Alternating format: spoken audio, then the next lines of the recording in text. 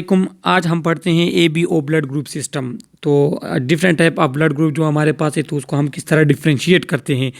A B O blood group is based on the presence और absence of two glycolipid antigens called A and B.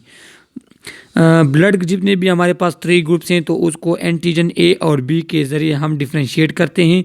वो लोग जिसके RBCs पे हमारे पास antigen ए हो वो उसका ब्लड ग्रुप ए होगा, एंटीजन बी हो ब्लड ग्रुप ए बी होगा। अगर दोनों एंटीजन हो तो उसका ब्लड ग्रुप जो है वो ए बी होता है हमारे पास।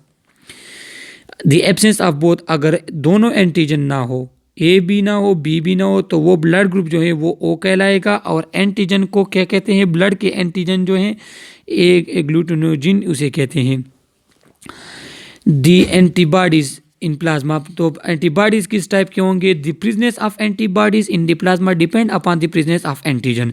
प्लाज्मा में एंटीबॉडीज़ की प्रेजेंस जो है वो एंटीजन के प्रेजेंस पे डिपेंड करती हैं और ये एंटीजन्स के अपोजिट होते हैं। अगर ब्लड ग्रुप बी हो तो उसमें एंटीबॉडीज़ ए होगी, अगर ब्लड ग्रुप ए बी हो तो उसमें एंटीबॉडीज़ नहीं होगी। अगर किसी का ब्लड ग्रुप जो है वो ओ है तो इसका मतलब है कि इसमें एंटीजन नहीं है, तो इसमें हमारे पास एंटीबॉडीज़ ए और बी होंगे। ये ब्लड टाइप्स हैं हमारे पास आरबीसीज। ए टाइप्स ए में हमारे पास क्या है कि ए में हमारे पास है एंटीजन ए, इसमें एंटीजन ए होता है। बी में हमारे पास एंटीजन बी होता है।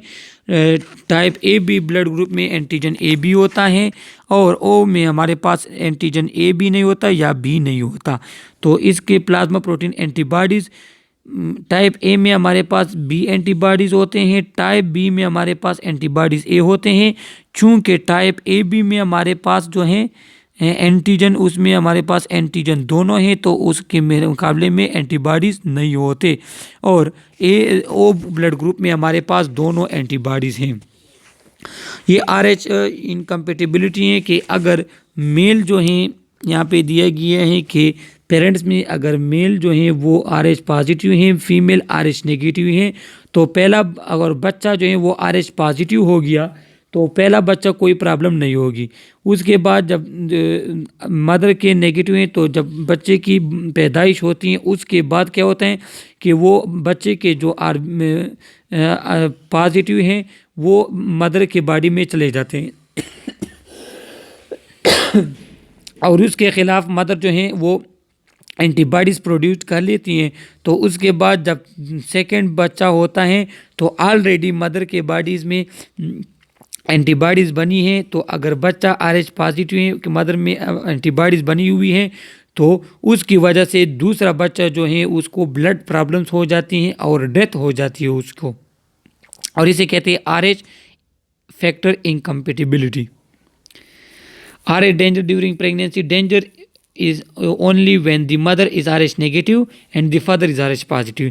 अगर मदर जो है वो RH नेगेटिव है, मदर का ब्लड ग्रुप जो है वो नेगेटिव है या ए नेगेटिव या बी नेगेटिव है, और उसके फादर जो है वो ए पॉजिटिव या बी पॉजिटिव हैं, तो क्या होगा? और बच्चे का जो है वो RH पॉजिटिव आ जाए बाप से, तो the mismatch of RH negative mother carrying an RH positive baby can cause problem for the unborn child। तो मिसमैच हो जाते हैं और बच्चा जो अभी पैदा होना है उसके लिए प्रॉब्लम क्रिएट हो जाती है। The first pregnancy usually preceded without problem, पहली प्रेगनेंसी जो है वो विदाउट प्रॉब्लम होती है, क्योंकि बच्चे से ब्लड जो है वो माँ में कब जाता है? जब डिलीवरी होती है। तो ड्यूरिंग डिलीवरी पहले बच्चे की पैदाइश पे अगर बच्चा आर एच पॉजिटिव है, मदर आर एच नेगेटिव है, उस टाइम जो है फीमेल के बॉडी में जो है एंटीबॉडीज़ की प्रोडक्शन स्टार्ट हो जाती हैं। The immune system is sensitise after the first pregnancy के बाद इम्यून सिस्टम सेंसिटाइज हो जाता है।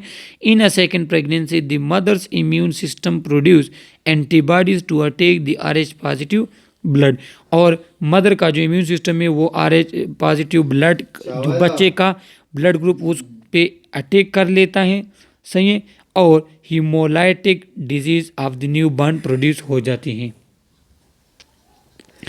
तो ये आर एच इनकम्पेटिबिलिटी फैक्टर था, ए बी ब्लड ग्रुप थे हमारे पास। Thank you.